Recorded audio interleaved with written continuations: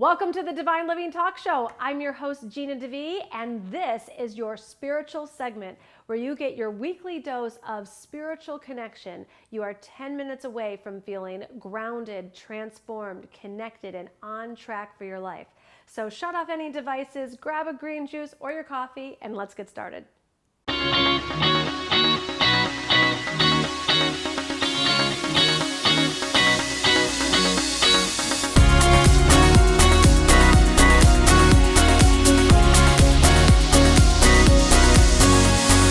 Welcome to the Divine Living Talk Show. I'm your host, Gina DeVee, and today we're talking about how to trust your intuition.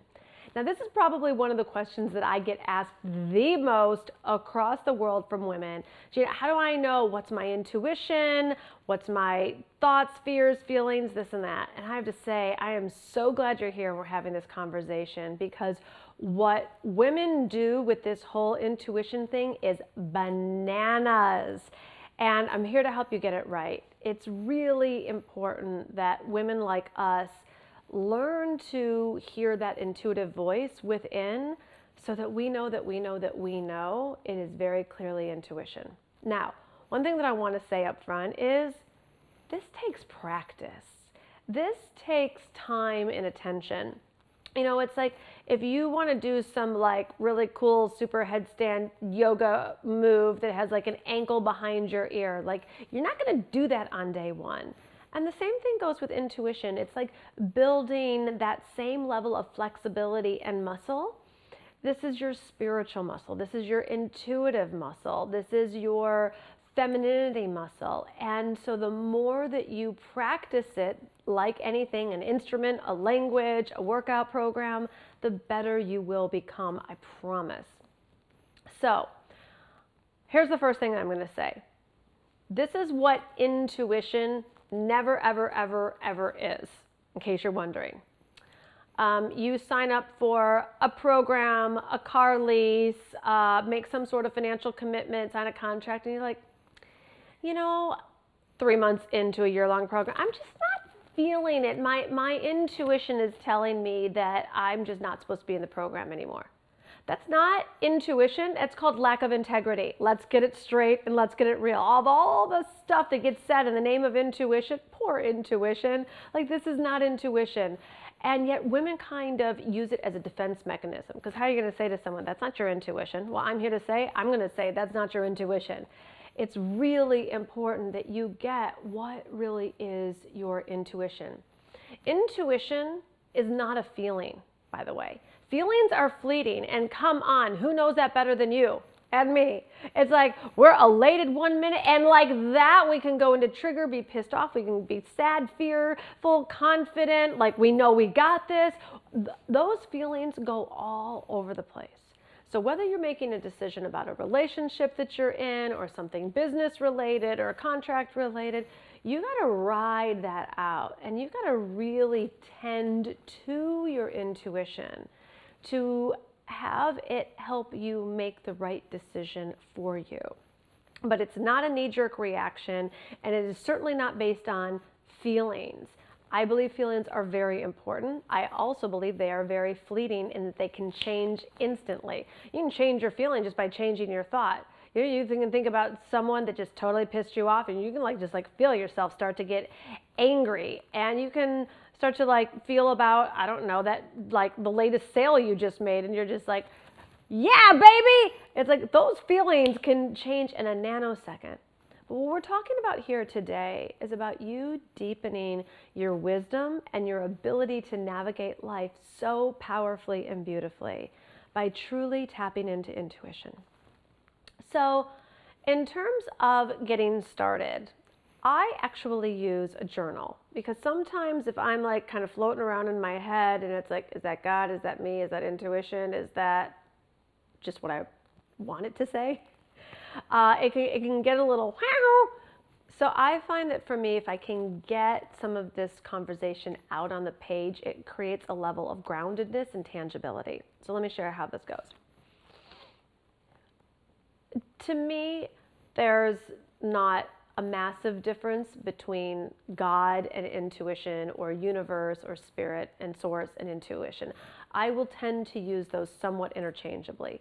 Though I know that if we were supposed to do like a super like anatomy class, like the anatomy of your intuition versus God's voice and this and that, there might be a difference in some ways. But for what we're talking about here today, your intuition is really you looking in for internal guidance, and I believe that God and Source and Universe are part of that internal guidance system.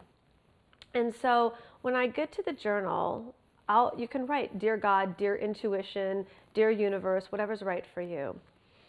And you start by spending time with your intuition. It's like that. It's not complicated.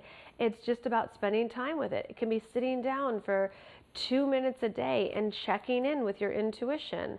How do I feel? How do I feel in my body right now? Am I hungry? Am I tired? Am I stressed? Am I at peace? Right? And you just kind of like check in and notice how that feels. So back to the journal. So usually if I'm going to ask my intuition for guidance, it's going to be about something that's really meaningful to me. It could be anything from, should I launch this particular new program idea I have? Like, you know, you have all these ideas about how to grow your business. So maybe you're like, should I do this one? Should I do that? So right, Dear Intuition, you know, what guidance do you have for me on launching the such and such program? And there's a couple of ways that I track it. Number one is with my own breathing. So it would be like, the more shallow my breathing, the less thumbs up that I should take an action on that. The more deep my breathing, the more I know that that's connected to some sort of truth. So that's one way I gauge it. And so then, Dear Intuition, should I launch this program? And if I feel myself tighten or restrict or really expand, that's already starting the guidance. And then I might hear, wait, and I'll write that down. Now the ego mind might want to go into, wait, was that you? Was that God? Was what was that really intuition? It will take practice for you to attune your ear to know the difference between you, like what you're like if you want to do this program and you're like, I wanted to say yes, and then it's like you're kind of forcing the yes, or whether it's real guidance. And when people ask me this in my seminars, they're like, Gina, how do I know the difference between me and intuition? You have to develop the knowledge to know the difference. I'm not going to tell you what that is, and no one can tell you what that is. This is a very womanly art for you to develop your intuition to such a degree that you go through life that you know what the difference is. And so by you spending 10 minutes a day just writing in your journal, Dear Intuition, should I launch this program? Here, wait. And what I've learned is, the old Gina would have been like, fuck you, I don't want to wait, I want to do this now, come on, life's worth living, I got to get on with it. I've learned, if I want to launch this program, it's like, so should I launch this program? It's like, okay, wait. And I trust it. And then I'll say, wait for what? And then I'll hear, wait for spring, wait for fall, wait for new photos, wait for a new team member to show up. Like, I don't know, it depends. But what I find is that it's never bad news. When we twist it and manipulate it, and I think like wait means, oh, I'll never be able to do that. That's not what it said. It said wait. Maybe it's going to say wait until next week. Right now you need to finish this other project you've been working on. Not bad advice, right? Because if I finish this project I'm working on, then I'll be totally clear to go on this other new one that I'm super excited about. So it's a process of getting clear. I've come to the place where, for the most part, at this point when I go and I check in, I can tell what am I willing, kind of forcing my agenda on, and what really has dropped in. And this is one of those times when you really want to be happy versus forcing your way on things. You really want the divine guidance. The times when I didn't trust the intuitive guidance, I remember this one time I was struggling at a certain point in my business, and like money just wasn't flowing. And you can revisit my episode on what it means when the faucet really turns off to understand what that era is about. I go into that more deeply.